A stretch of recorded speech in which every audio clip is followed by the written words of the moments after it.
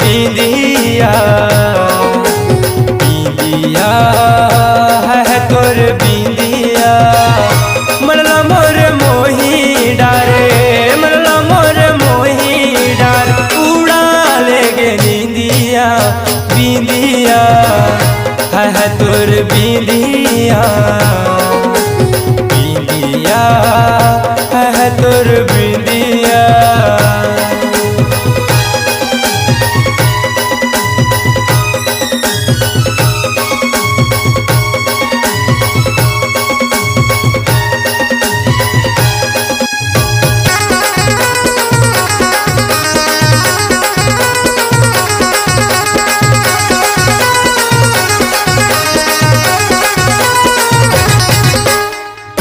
सपना माए मुझ मुस्काए, नैना मिला के रानी कब शरमाए। सपना माए मुझ मुस्काए, नैना मिला के रानी कब शरमाए। नैना मिला के रानी कबर शरमाए।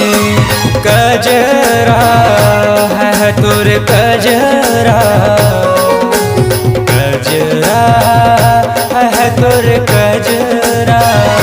मनला मोर मोही डारे, मनला मोर मोही डार, उड़ा ले गे निंदिया। बिंदिया है तोर बिंदिया, बिंदिया है तोर बिंदिया।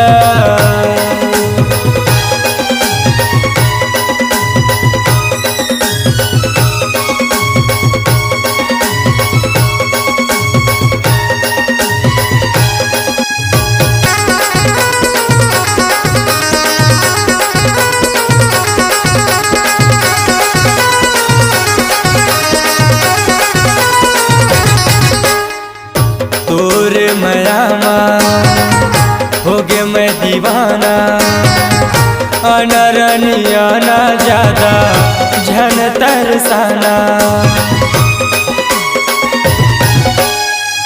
तोर मयामा हो गे मैं दीवाना, अनरनिया ना ज्यादा झन तरसाना। अनरनिया ना ज्यादा झन तरसाना। नखरा है तोर नखरा, नखरा है तोर नखरा। मनला मोर मोही डारे, मनला मोर मोही डार, उड़ा ले गे निंदिया।